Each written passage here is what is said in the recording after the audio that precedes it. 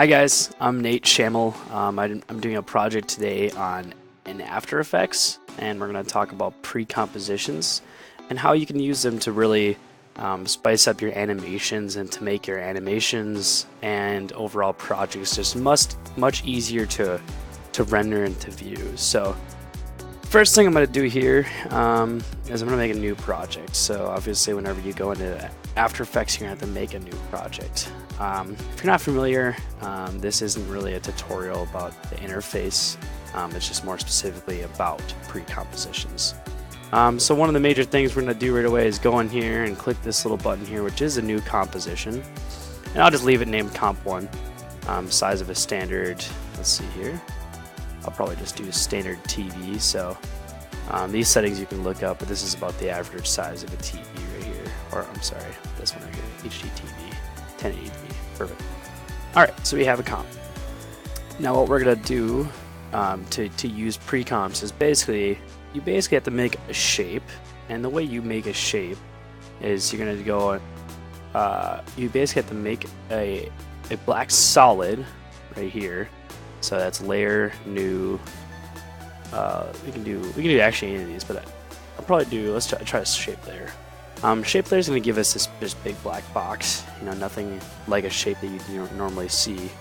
And the way that After Effects works is you have to mask out the box that you want. So I'm going to go into here and I'm going to select the box tool and just click and drag. And so as you can tell there, that's the box that I was talking about originally.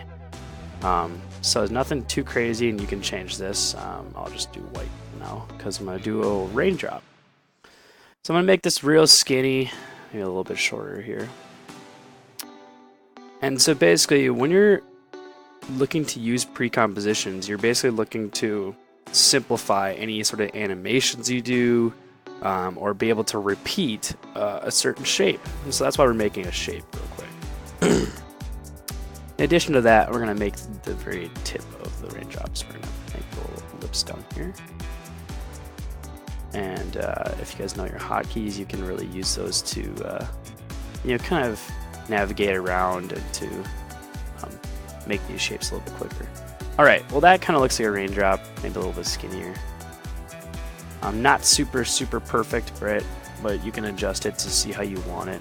Now, one last thing we're going to do to make it look a little bit more realistic here is we're going to, actually what we're going to do is, let's see, so you can either go up here and go layer, new shape, or solid, and in this case I'm going to right click down right in my navigation bar down here and do new solid. Doesn't matter. I'm going to make it actually, see here. So this is my box. If you remember the first time I had a black box before I drew anything in it. So go back up here, rectangle, and I'm going to zoom out using my mouse scroll and make this big box up here. And what I'm going to do is I'm going to use this to fade out my raindrop to look a little bit more realistic. So select my box, you can zoom back in. And down in my navigation, I'm going to select this little drop down bar. I'm sorry, not that one here. I'm going to go into,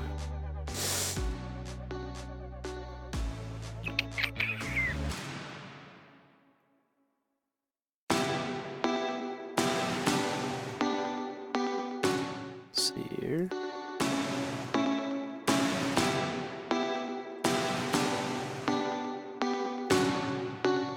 I'm sorry, so this is my dark gray solid. This is my dark gray solid here, and as you can tell, we're going to actually select this part right here because it has an option to make a mask, because this is on top of our first raindrop. We're going to do add, and we're going to do subtract. All right, now it looks a little funky, but we're going to go into the mask and change the mask feather quite a bit. And as you can tell there, it's gonna basically allow us to fade out that raindrop a little bit. You can turn that way let's see here. So you can either add, which is like kind of a fade out this way, or you can subtract and do it the opposite way. You can basically whatever you'd rather do. So you can do like subtract, for example, here, but this isn't exactly the way we want to do it. We want to probably do it the other way.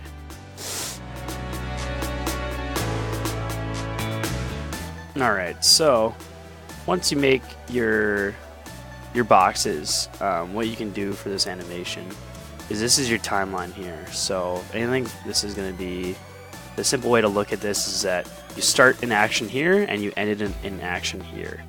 So what I'm going to do is I'm going to take this and I'm going to hit P. So that brings up my position. This is my position keyframe, it's called, for my little raindrop there. And what I'm going to do is I'm going to go back to the beginning of my timeline.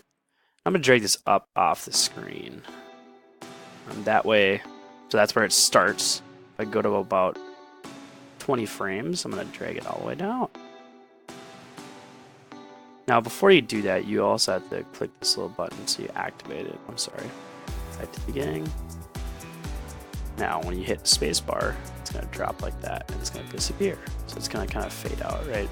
So now what we want to do, let's say if you're making multiple raindrops, we just made one.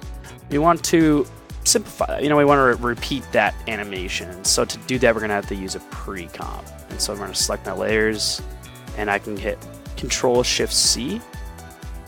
Okay, and then it brings up this little tab, Pre-Compose. And you can also right-click on that. Now what pre-comps do is they allow for basically a modification of an existing animation. They kind of help you group all your layers, and you can be able to reuse what you build. So if I want 10 raindrops, you can use that. And then if I want to update that raindrop, I want to make it fatter or thinner, then it updates all the raindrops in my original composition, which is nice. Alright, so if you want to leave, it says there's two options here. Most of the time it's move all attributes. Now move all attributes means you move both of these layers to a new layer. If you select a single layer, so just let's say if I just had a box animating, just a plain old circle animating across the screen, I could put leave all attributes in comp 1, which is the original comp. But I really don't want to do that. Typically I just move everything so I can keep track. So just hit OK. And as you can see here, it brings up a second little tab. So this is our original animation, right? Here's our original animation, or the main project we're working on. And if you go back into pre-comp here, which I can select here, I can select from this little tab here. I can even select, yeah, there's quite a few different ways you can get between compositions. So this is my inner composition. So if I were to change this, say I'll just change that right there. I go back to my comp 1, it changes that, which is really nice. Which means, now we'll undo that real quick. I go back to my main comp. Watch this. If I select this and I duplicate it a couple times and move it around, right? See how that's basically allowing me to animate multiple different raindrops all at the same time, so I can just kind of make it look more realistic, which is really, really cool. So you can kind of play with that and fade. So anyway, so as I was saying, you basically can use these pre-comps to make animation easier and to reuse what you build. And so that was just a real short tutorial on how to use pre-comps. If you guys want to, what you have to do here is, say if you have a really complex animation, a big tip that I always use is, if you hit spacebar, this pre-renders it for you. This green bar means it's already rendered because it's a simple animation. But if you have an animation that's pretty complex, your main comp here, which I'm in the main comp, can get really bogged down and render really slow. So what I'll do is I'll go into each individual pre-comp and I'll let that render all the way through. And then when I go back to the main comp, it'll just be a lot quicker to render. So you can basically use these to boost your render time and make those complex animations a little bit simpler, because I can go in here and I can add an effect to just the one of them or whatever.